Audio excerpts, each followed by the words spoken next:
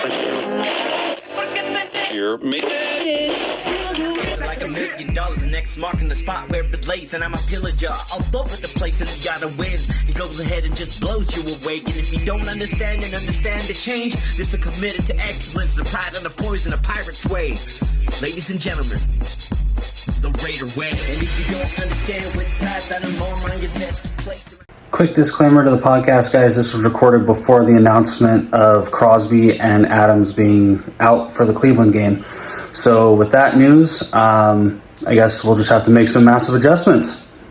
Hey everybody, this is Dustin coming to you with episode 3 of the Raider Way podcast. I wish I was coming back to you after a win, but obviously as we all saw on Sunday, that did not happen. This team just completely came out and fell flat on Sunday. I think everybody kind of came in and expected them to just kind of roll the Panthers. Andy Dalton apparently had other plans, made him look like a superstar, went for 3 touchdowns, 306 yards, 26 of 37. You know, the guy just looked like he hadn't missed a beat, you know, since starting in Cincinnati and then picking up in New Orleans and Chicago. So having him out there on the field definitely made the big difference for the team coming out of Carolina. I think you see that with a lot of teams, though. You know, you see a quarterback change and there's a sudden resurgence. We saw it last season with Jimmy G getting replaced by Aiden O'Connell. The team came out and they seemed to respond pretty well to O'Connell.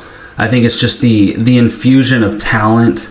It doesn't even necessarily have to be talent, just somebody different under center. It kind of rejuvenates the team a little bit and gives them something else to play for. The Raiders' usually stout defense looked unusually leaky last week. They gave up plenty of yards, plenty of first downs, not something that we're normally used to seeing. They even brought up during the broadcast they hadn't let a team convert on over 3rd and 10 up until last game. So I think, importantly, going into Cleveland, they're going to need to tighten up the defense, keep the passing lanes closed. Cleveland isn't starting either of their offensive tackles. You know, their starting offensive tackles are both ruled out. So they're going to have to take advantage of that, getting the running game stopped, allowing them to tee off on Deshaun Watson. Don't let him run around and extend plays. Corners have just got to stay sticky. You know, it's important to keep those receivers in check, especially Amari Cooper. And now with Jerry Jeudy, you know, they do have a couple of legitimate wide receivers out there to catch that ball. We all heard the statements made by Antonio Pierce about players making business decisions. A lot of people are pointing the finger at Jack Jones for that. There are a couple plays that show him seemingly taking the play off, you know, kind of backing off of a tackle, not sticking his nose in there like he normally would. To my eye, I thought Jack had a pretty decent game. There were a couple of times where he let up, where he probably should have stayed on the play. But, you know, that's pretty typical of any player. You know, you can always pick 1 or 2 plays out where they didn't exactly perform their best. Coach mentioned that Max Crosby was at 80% last week. Didn't necessarily translate, you know, in terms of his health definitely showed. He wasn't his normal dominant self. You know, he was still affecting the game, still applying the pressures and everything, but it just didn't look like the same Max. He didn't seem to have the same burst or speed coming off the edge. I mean, you had Robert Spillane leading the team with 11 tackles, 7 solo, and had a sack and a tackle for loss. He was just playing out of his mind on Sunday. Epps was right behind him, you know, 10 tackles, all 10 solos, 1 tackle for loss.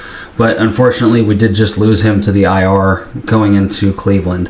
So that's going to be something that is going to be interesting to watch how Isaiah Pola-Mao steps up into that role for Marcus Epps. I've been extremely high on Pola-Mao since he came out of USC as an undrafted free agent. Anybody who's been following the IG page for a while has seen, you know, kind of pounding the table for him. But I think this is going to be the time where he can step in and really show that he can be a starting safety out there opposite Trayvon Merrick. Nate Hobbs, you know, had 5 tackles, 4 solos, had a pass defense, was looking more like his old self. You know, still sticky like he has been in the past couple games, but just flying around, just looking more like the Nate Hobbs we saw back in, a couple of years ago. A lot of guys just looked like they were doing their job, but for some reason the Carolina offense was just able to move around, and Andy Dalton wasn't getting a whole lot of pressure applied to him. So he was able to kind of sit back and pick apart the defense for, like I said, that total of 3 touchdowns. And it just really showed that not having that pressure really does apply a lot of extra pressure to your safeties and corners. But then when you look at the other side of the ball, the offense, just typical, as we've seen the past couple weeks, just sputtered. The offensive line was not giving Minshew enough time. He was out there, he was back there scrambling. Guys running into each other. Zamir just not hitting holes that were right in front of him. He averaged 3.1 or 3.4 yards per carry on Sunday on 10 carries. But just looking out of sync. Completely out of sync. And I know it was garbage time. I don't know that there was many Carolina starters in when he was brought in, but Aiden O'Connell just definitely looked a lot more comfortable pitching the ball. The offense just seemed to flow a little bit better. This isn't me calling for Minshew to be benched. I think he's, at this point, you can't really throw it in because the offensive line has been so bad. The guys are still kind of gelling together. I'm not really sure why it's taking so long. I know Colton Miller missed a lot of time, so did JPJ. But all these other guys have been in training camp and OTAs together and should be pretty well dialed in with each other, you would think. But I don't know if it's the run scheme that they're playing right now or what the deal is, but it's really hard to watch, especially when you pull up the all-22 and you can see the gaps forming, and then you've got guys completely missing blocks and just running into each other. So it makes it kind of hard to watch because what the offensive line is capable of, from last season, and to watch them kind of flounder this early in the season is a little concerning. As far as receiving goes, you had completed passes to 7 different receivers. You had Trey Tucker, Jacoby Myers, Brock Bowers, Devontae Adams, Alexander Madison, Amir Abdullah, and Michael Mayer. Everybody catching passes. Trey Tucker leading with 7 for 96 yards, 54 of that obviously on the big chunk play.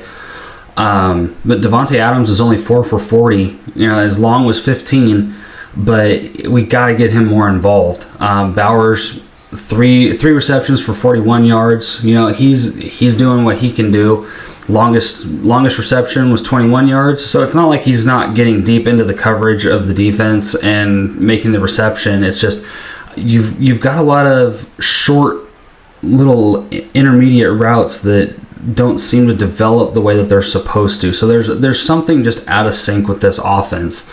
And I think you're starting to see a little bit of frustration from Adams. You see him not run into the tunnel immediately with the rest of the team at halftime. But I know I've started seeing a lot of, is Devontae going to get traded? Is he not happy in Vegas? I'm sure he's frustrated, but this already 3 weeks in and we're already getting the Devontae trade rumors. I don't think it's going to happen myself. I think they're going to hang on to him. I think he genuinely does want to be in Vegas.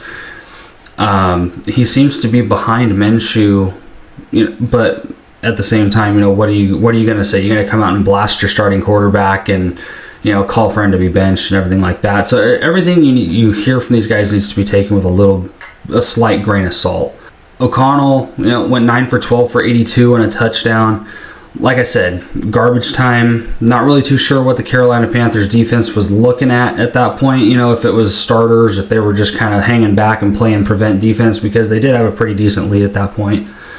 But all things aside, they came in, they rolled us at home, and it wasn't a great home opener. But with that, we can look forward to Cleveland coming into Vegas this week. And as I mentioned, their offensive line has suffered a lot of injuries. Both of their starting offensive tackles are out. David Njoku, the tight end, is out, and Myles Garrett is questionable. But we see Garrett in the same circles as Max Crosby, where if he's questionable, he's playing. As far as Raiders' notable injuries, we've got Max Crosby is questionable, same as Devontae Adams. Divine Diablo is still recovering from his oblique injury from, I think it was week 2. And Marcus Epps obviously moved to the IR, bringing Isaiah Polamau into that starting position. But I think this could be a very winnable game for the Raiders. I think they can go in and they can kind of let out a lot of their frustration from last week on the Browns.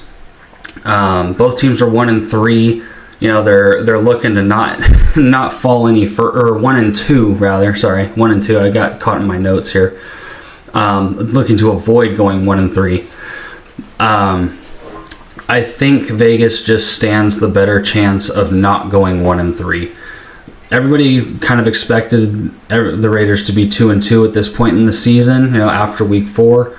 So maybe the losses aren't against who you thought they would be against, but if we can roll into week 5 2-2, then I'm good with that, and we can just, fresh start to the season. Basically, if you're starting at 2-2, you might as well be 0-0. The spread, has Vegas by half a point. So it'll be interesting to see whether they can clear that or not. The over-under is 37.5 for anybody out there who's keeping track of their betting lines. There's a lot going on with both of these quarterbacks. Minshew just can't really seem to get settled. Deshaun Watson just does not look like himself. He looks uncertain. He just isn't the same Deshaun Watson that you saw in Houston. And that can be a really good thing for us because with both of their starting offensive tackles out, Njoku being out, it's going to give Watson less time and less targets.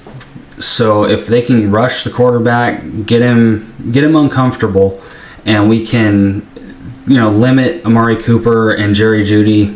We all know Cooper's fast. We had him. We loved him when he was here, but he's not here anymore. So now we have to prepare for him as an opponent. I think you're going to see Ja'Cory and Bennett kind of match, maybe not stride for stride with Amari Cooper. I know Cooper's bigger, but I think Bennett's our fastest corner at this point, so they're going to need to keep somebody on Cooper that can at least run with him, at least put a little bit of pressure to him. Jack Jones may be a little more of the physical, kind of jam him up at the line. That could definitely work to our advantage as well. Linebackers, I just need them to keep doing what they're doing. They're playing tough. The linebackers, they've been running and just making their tackles. There's not many that have been missed. I think Masterson stepped in well and played a good game on Sunday. But you see Spillane rushing into the defensive line just like he was another defensive lineman, getting in there, making sacks, tackles for loss. He has been flying around the field, and he's a very big piece to the center of that defense. Now, my biggest question coming into this game is which Raiders team are we going to get? Are we going to get the pissed off, ready to fight guys that are going to get out there and just want to tear this team apart, or are we going to get the team that showed up on Sunday? They looked a little timid.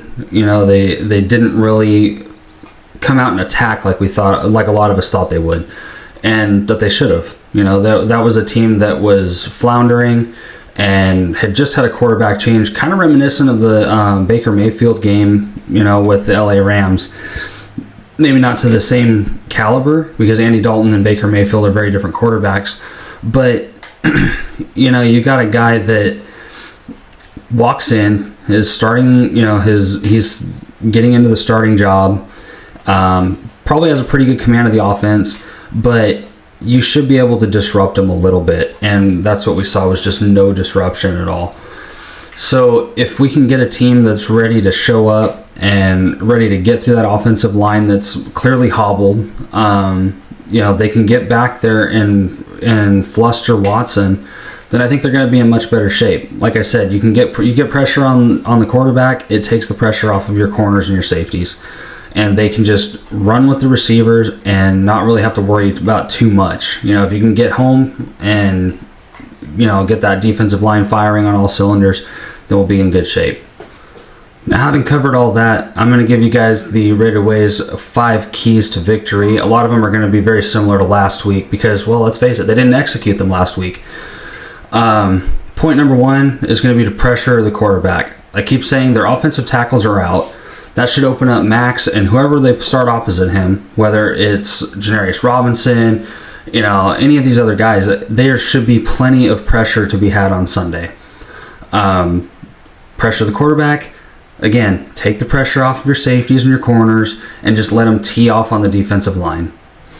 Number 2, take advantage of the injuries. Not a lot to be said. I've said it I don't know how many times on this podcast, but take advantage of the injured offensive line. We're just going to leave it at that because I've said it I don't know how many times so far. Number 3, same as last week, feed Devontae Adams and Brock Bowers. These guys, they're game changers when they have the ball in their hands. They're run after catch monsters, especially Bowers, breaking tackles. We saw him spinning around in Baltimore, gaining an extra 4 or 5 yards after the catch. You got to get him involved early and really spread out the defense, and that's going to take you down to our 4th point, where it's fix the run game. Just start running the ball.